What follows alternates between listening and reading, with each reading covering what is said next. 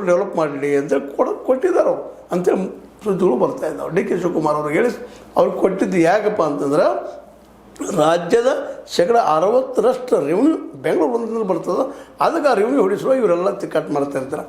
D K she ಮಾಡ್ತಿರ್ಬೋದು, ಹಿಂದಾಗಿರ್ಬೋದು, ಈ ಕೃಷ್ಣೇಗೌಡರು ಕೊಟ್ಟಿದ್ದಾಗಿರ್ಬೋದು, ಈ ನಮ್ಮ ಅದೇ ಕಾಲಕ್ಕೆ ಕೃಷ್ಣ ಬೈರೇಗೌಡರು ಕೊಟ್ಟಿದ್ದಾಗಿರ್ಬೋದು, ಅದೇ ಕಾಲಕ್ಕೆ ನಮ್ಮ ರಾಮಲಿಂಗಾರೆಡ್ಡಿ ಅವರು ಸಹ ಅದನ್ನು ಬಯಸ್ತಾ ಇದ್ದಾರಂತ. ಅಲ್ಲಿ ಲಾಭಕ್ಕಾಗಿ ಹೋಗ್ತಾ ಇದ್ವಿ. ಅಭಿವೃದ್ಧಿ ಮಾಡ್ತೀವಿ ಅಂತೇಳಿ ನಿಮ್ಗೆ ಗೊತ್ತದ ಅಭಿವೃದ್ಧಿ ಅಂತಂದು ಈ ದೇಶದಲ್ಲೇ 40%, 30%, 50% ಎಲ್ಲರೂ ಮಾಡೋರು ಒಬ್ಬರು ಅಂತಲ್ಲ, ನಮಗೂ ಅದು ಮಾಡೋಕ್ಕೆ ಕೊಡ್ರಪ್ಪ ಅನ್ನುವಂಥ ಕಾರಣಕ್ಕೆ ಅದು ಬೇಡ್ತಾ ಇದ್ದಾರೆ. ಅದೇ ಕಾಲಕ್ಕೆ ಇನ್ನೊಬ್ಬ ನಮ್ಮ KH ನಮ್ಮ ಏನಪ್ಪ ಮುನಿಯಪ್ಪನವರು ಅವರು ಸಹಿತ ಇಲ್ಲ ನಮಗೆ ಆಹಾರ ಬೇಡ, ನಮ್ಮ ಕೃಷಿ ಕೊಟ್ಟರೆ ಮತ್ತೊಂದು ಕೊಟ್ಟರೆ ಅವ್ರು ಕೇಳ್ತಾರೆ, ಸಮಾಜ ಕಲ್ಯಾಣ ಇಲಾಖೆ ಇರೋದು. ಇವು ಎಲ್ಲರೂ ಒಪ್ಕೋದು ಹೋದ್ರೆ, ಚೇಂಜ್ ಮಾಡ್ತಾ ಹೋದ್ರೆ ಅದು ಆಡಳಿತವನ್ನು ಹಿಡಿದು ಉಳಿತದೇನೋ ಅನ್ನುವಂಥ ಪ್ರಶ್ನೆಯೂ ಇಲ್ಲದು. ಹೀಗಾಗಿ ಈಗ ಬೇಕಾಗಿದ್ದು ಈ 2 ವರ್ಷಗಳಲ್ಲಿ ಎಷ್ಟು ತೀವ್ರ ಆಗ್ತದೆ, ಎಷ್ಟು ಶೀಘ್ರ ಆಗ್ತದೆ, ಎಲ್ಲ ಡೆವಲಪ್ಮೆಂಟ್ ಎಲ್ಲ ದೃಷ್ಟಿಯಿಂದ ಜನಮನವನ್ನು ಗೆಲ್ಲುವಂಥ ಕೆಲಸ ಆಗಬೇಕಾಗಿದೆ. ಸ್ವತಂತ್ರವಾದ ಮೀಡಿಯಾಗೆ ಬೇಕಾಗಿರುವುದು ಸ್ವತಂತ್ರ ಧ್ವನಿ. ಆ ಸ್ವತಂತ್ರ ಧ್ವನಿ ಉಳಿಸಲು ನೀವು ಮಾಡಬೇಕಾದದ್ದು ಇಷ್ಟೇ. ಅದೇನಪ್ಪಾ ಅಂತಂತಂದ್ರೆ ನಿಮ್ಮ ಕೈಲಾದಷ್ಟು ಸಹಾಯ ಈ ಚಾನಲ್ಗೆ ಮಾಡಿ ಹಾಗೂ ನಿಮ್ಮ ಧ್ವನಿಯನ್ನು ಕಾಪಾಡಿಕೊಳ್ಳಿ. ಅದಕ್ಕಾಗಿ 5 ಗ್ಯಾರಂಟಿಗಳ ಜೊತೆಗೆ ಮತ್ತು 6 ಹೊಸವು ಕೊಟ್ಟಿದ್ದಾರೆ. ನಾವು ಕೊಡ್ತೀವಪ್ಪ ನಿಮ್ಗೆ ಅಂತೇಳಿ ಅದು ಟೀಕೆಗಳು ಬಂದಾವ, ಮತ್ತು ಬೇರೆ ಖಜಾನೆ ರೊಕ್ಕ ಇದು ಕೊಡ್ತಾರಪ್ಪ ಇವರು ಡಿ ಕೆ ಶಿ ಅವರು ಅಂತೇಳಿ.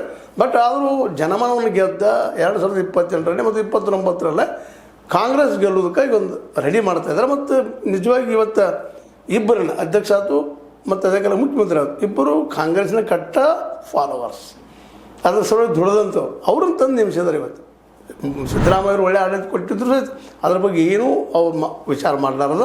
ಸಿದ್ದರಾಮಯ್ಯ ಲಾಸ್ಟಿಗೆ ಹೇಳಿದ್ದೇನು, ನಮ್ಗೆ ಇನ್ನೊಂದು 2 ವರ್ಷ ಕೊಡ್ರಿ ಮಾಡಿದ್ರು ಅನ್ನೋಂಥ ಮಾತು, ಕಡೆಗೆ 15 ದಿವಸ ಬಿಡ್ರಿ ಅಂತ ಹೇಳಿದಾಗ ಸಹಿತ ಇಲ್ಲ ನೀವು ಹೋಗಬೇಕು ಅನ್ನೋಂಥ ಮಾತು, ನೀವು ರಾಜೀನಾಮೆ ಕೊಡಬೇಕು ಅನ್ನೋಂಥ ಮಾತನ್ನು ಈ ರಾಹುಲ್ ಗಾಂಧಿ ಅವರು ಮಾತಾಡಿದ್ರೆ ಅಂತ ಸುದ್ದಿಗಳು ಬಂದು ಇವತ್ತು ಅದನ್ನು ನೋಡಿದಾಗ ಹೌದಪ್ಪ ಅನಿವಾರ್ಯ ಐತಿ. ಕೆಲವೊಮ್ಮೆ ಗ್ಯಾಂಗ್ರೀನ್ ಆದಾಗ ಅದು ಆಪ್ರೇಷನ್ ಮಾಡಲೇಬೇಕಾಗ್ತದೆ ಶರೀರಕ್ಕೆ, ಆ ಪರಿಸ್ಥಿತಿ ಅದು. ಯಾಕಂದರೆ ಈಗ ಹಿರಿಯರೆಲ್ಲ ಈಗ ನೋಡ್ರಿ ಏನು ಸಣ್ಣ ವಿಷಯ, ನನಗೆ ಆ ಕಾಯ್ದೆ ಬೇಕು ಈ ಕಾಯ್ದೆ ಬೇಕು ಸಣ್ಣ ಮಕ್ಕಳಿಗೆ ಮಾಡಿದರೆ ಏನು ಹೇಳಿಕ್ಕೆ ಸಾಧ್ಯದ? ಮತ್ತು ಯಾವುದಾದ್ರೂ ಒಂದು ಮಾಡಬೇಕಾಗ್ಯದ, ಜನಕ್ಕೆ ಒಳ್ಳೇದು ಮಾಡೋದು. ಇವ್ರ ಉದ್ದೇಶ ಏನು? ಜನಕ್ಕೆ ಒಳ್ಳೇದು ಮಾಡೋದು, ಪ್ರಾಮಾಣಿಕವಾಗಿ ಮಾಡೋದು, ಜನಸೇವೆ ಮಾಡೋದು. ಹೌದಾ? ಅಂದರೆ ಈ ಡಿಪಾರ್ಟ್ಮೆಂಟ್ ಮಾಡಲಿಕ್ಕೆ ಸಾಧ್ಯ ಇಲ್ಲ. ಜಲಸಂಪನ್ಮೂಲದೊಳಗೆ ಇಡೀ